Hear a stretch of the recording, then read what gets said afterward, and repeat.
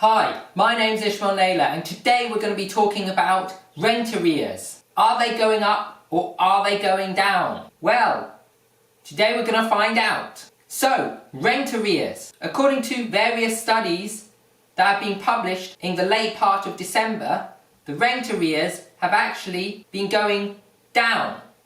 So, in August, we had around about 11.2% of people were in rent arrears. It jumped up to 15.8% in September, with it then dropping back down to 12.2% in October and back down again to around about 11% in November.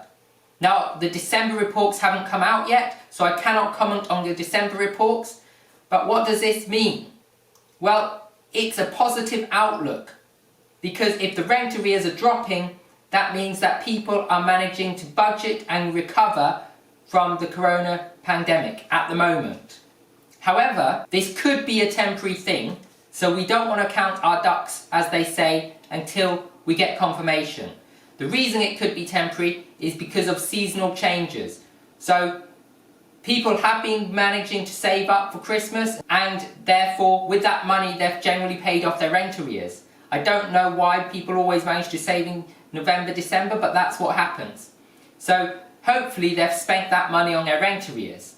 But quite often what people do is spend a massive amount on the festive season, on presents and activities, and therefore when you come to January, a lot of people generally can't pay their bills, and that's generally when the things hit because their paycheck is delayed. So we might be seeing a seasonal lull, and it might bounce back up and the rent arrears might raise in January. So they're saying we need to be prepared for tenants not paying their rent in January and February.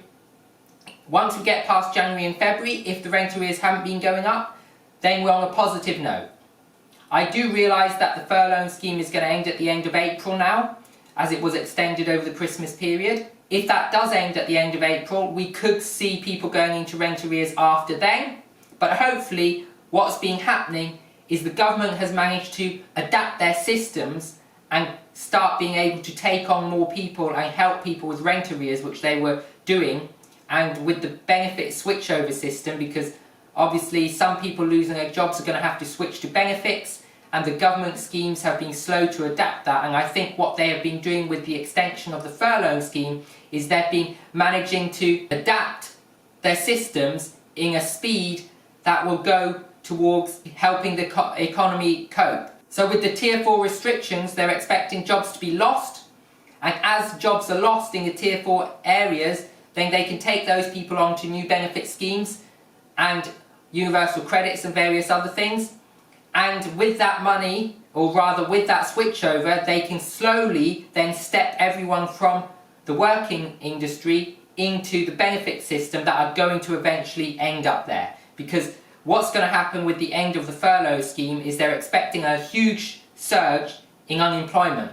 Now, I think the reason why they keep extending the furlough scheme, and another thing that they're putting in these tier restrictions, they're doing it not because we need the tier restrictions, but because they need them. The government needs the high tiers so that it stops people going out, so that it encourages the weak businesses to fail quicker, rather than lagging, and when the furlough scheme ends, they can't afford to employ the staff and they fail. So they're trying to encourage them to fail. If they're going to fail now. Because if they fail in stages and at different times, then the stepping in the failure means that the government can cope with the increase in unemployment. If everyone fails overnight, then they're not going to be able to cope with the estimated 2 million people that will be unemployed by the end of the furlough scheme. So that's what I think is happening with the furlough scheme. That's what I think is also happening with the tier restrictions. And I think that is also why we're seeing that